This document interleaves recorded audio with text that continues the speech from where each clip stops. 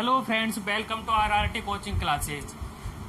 Class 10th का हम chapter 12 का सारे के सारे सूत्र हमने पढ़ लिए थे। ठीक है, अभी हम प्रश्नावली 12.1 हल करेंगे, जिसका पहला क्वेश्चन हम हल करते हैं। आपको पहला क्वेश्चन ऊपर दिखाई दे रहा होगा, मैं पढ़ता हूँ। देखो, दो घन हो जिसमें प्रत्येक का आयतन 64 cm³ दे रखा है के संलग्न फलकों को मिलाकर एक ठोस बनाया जाता है। ठीक है, तो इसमें प्राप्त घनाभ का पृष्ठीय क्षेत्रफल ज्ञात करना है। इसमें क्या दे रखा है, दो घन दे रखे हैं, दो घन दे रखे हैं। घन क्या होते हैं, जैसे देखो पहला घन, ये पहला घन बना लेते हैं अपन, ये मैंने पहला घन बनाया।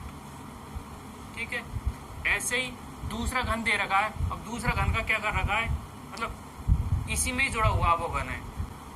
ठीक है, ऐसे घन मतलब दो घन है, एक ऊपर वाला घन और एक नीचे वाला घन, दोनों घनों को जोड़ दिया। और जो एक घन दे रखा अपना, जो एक घन है ये वाले घन का आयतन दे रखा, मतलब एक घन का आयतन दे रखा उसने।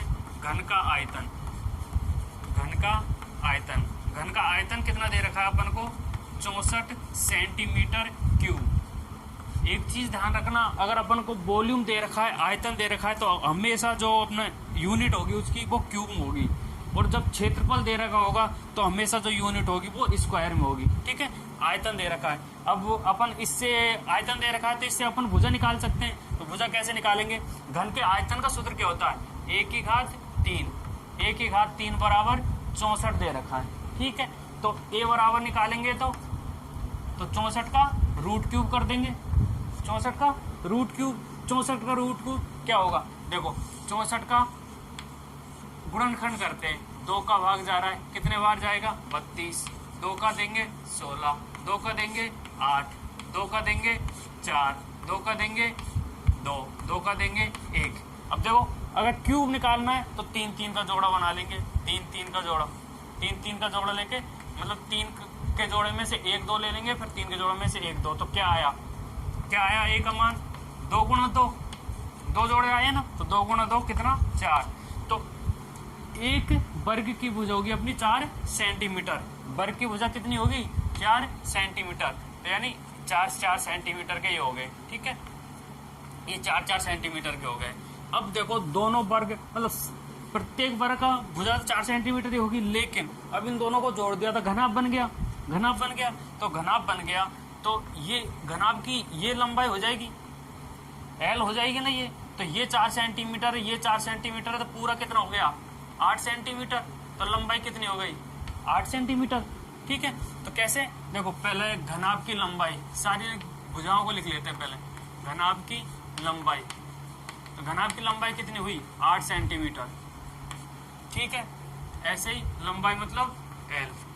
फिर घनाभ की चौड़ाई यानी B। घनाभ की चौड़ाई कौन सी होगी, ये वाली, ये चौड़ाई होगी, है ना। या तो चौड़ाई इसको मान लो या फिर इसको मान लो, कोई किसी को मान लो, है ना। तो चौड़ाई कौन सी होगी अपनी, चौड़ाई कितनी होगी, कोई 4 सेंटीमीटर की। चलो इसको मानते हैं 4 सेंटीमीटर की रहेगी। ठीक है, ऐसे ही ऊंचाई यानी हाइट कौन सी मान लो, देखो ये हो गया अपना, और ये लंबाई हो गई, कौन सी बची, ये वाले। तो ये भी 4 सेंटीमीटर के, तो ये भी 4 सेंटीमीटर का। तो घनाभ की पूरी माप आ गई अपने पास। अब घनाभ की पूरी माप आ गई तो क्या पूछ रहा है, घनाभ का पृष्ठीय क्षेत्रफल। तो घनाभ का पृष्ठीय क्षेत्रफल निकालेंगे तो कैसे निकालेंगे, घनाभ का पृष्ठीय क्षेत्रफल का सूत्र मैंने बताया था आपको। घनाभ का पृष्ठीय क्षेत्रफल का सूत्र क्या होता है, 2 × LV + VH + HL। ये L H होता है ना। तो 2 × लंबाई L कितनी है, 8, × V कितना है, 4, प्लस 4 × H कितना है, 4, प्लस H कितना है, 4 × L कितना है, 8। जमा दिया, सूत्र में जमा दिया। अब इसको सॉल्व करना है। 8 × 4 8 चौका 32, प्लस 4 × 4 4 चौका 16, प्लस 4 × 8 8 चौका 32। तो कितना हो गया जोड़ने पे, 32 32 64, 64 प्लस 16 कितना हो गया, 6 4 और 1 8, कितना हो गया, 80। तो 80, तो 2 × 80 करेंगे तो कितना हो गया, 160। तो घनाभ का प्रश्न आ गया कितना, 160 सेंटीमीटर स्क्वायर। क्षेत्रफल पूछ रहा है, स्क्वायर में आएगा।